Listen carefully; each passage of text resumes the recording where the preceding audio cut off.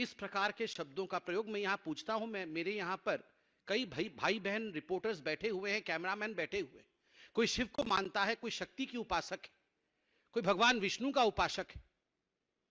क्या शक्ति का उपासना करना डेंगू के समान है? क्या शिव की पूजा करना श्रावण के महीने में मलेरिया है? क्या मंगलवार का व्रत रखना और जय बजरंग बली करना ये एड्स है? क्या भगवान की पूजा करना ये कोरोना है? धिक्कार है। ये लोग जो इस माटी के नहीं हो पाए, जिस मिट्टी में कंकड़ कंकड़ संकर जहां बसता है, जो लोग इस मिट्टी के नहीं हो पाए, जो लोग इस धरती के नहीं हो पाए, वो इस देश के गरीब के क्या हो पाएंगे? बंधुगण, ये मेरा नहीं कहना है। The way I am speaking today, the force that I am using today, and the wrath that probably you are seeing in me today, the anger that you are seeing in me today, ये केवल इसलिए है क्योंकि उनके एक सदस्य ने कहा है कि भले ही हमारी पॉलिटिकल पार्टीज के बीच में, ये 26 पॉलिटिकल पार्टीज के बीच में कितने भी डिफरेंसेस क्यों ना हो, मगर सनातन को मिटाना, हिंदू धर्म को मिटाना, ये हमारा परम लक्ष्य है, एक लक्ष्य है जिस पर हम सब एक मत हैं। आप बताइए, अगर किसी और धर्म के लिए, किसी और पंथ के लिए ऐसे शब्द का प्रयोग किया गया होता तो आज पूरे विश्व में हाहाकार मच गया होता।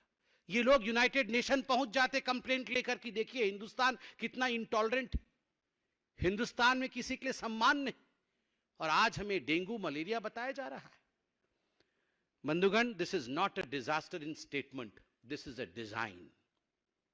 यह ऐसा नहीं हुआ है कि फुट एंड माउथ डिजीज हो गया है, कि गलती से किसी के मुंह से निकल गया है और वो उसे डिफेंड नहीं कर पा रहे हैं। यह एक डिजाइन है, यह एक डिजाइन है जिस डिजाइन के अंतर्गत आज नहीं, अनेकों वर्ष पहले राम मंदिर के खिलाफ प्रायोजित रूप से बताया गया था कि भगवान राम का अस्तित्व नहीं है, भगवान राम काल्पनिक है। आप ऐसा मत सोचिए कि ये यूं ही हो गया था।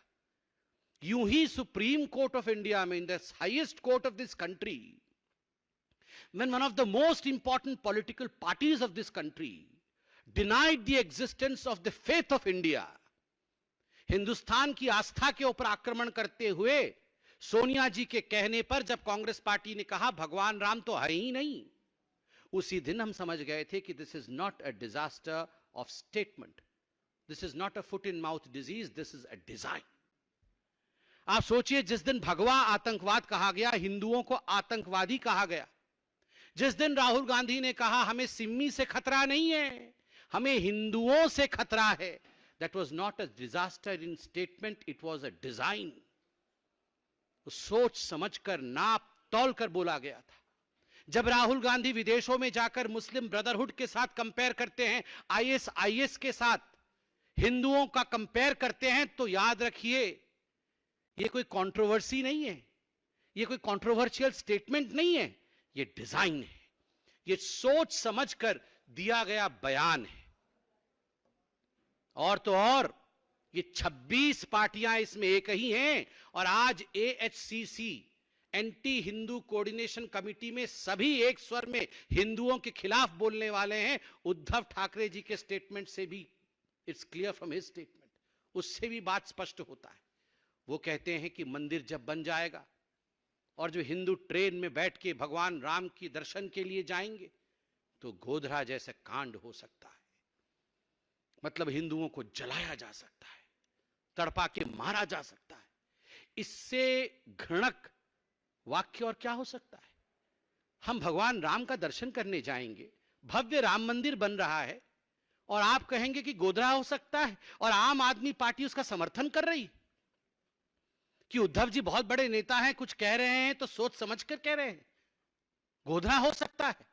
अरविंद केजरीवाल जी, क्यों? आप तो बड़ा ढोंग रचाते हैं कि मैं तीर्थ यात्रा पे लोगों को भेज रहा हूं।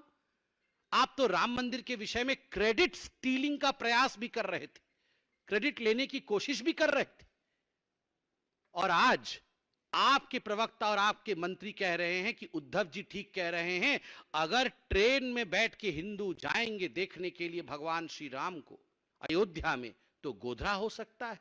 उद्धव जी का समर्थन कर रहे हैं।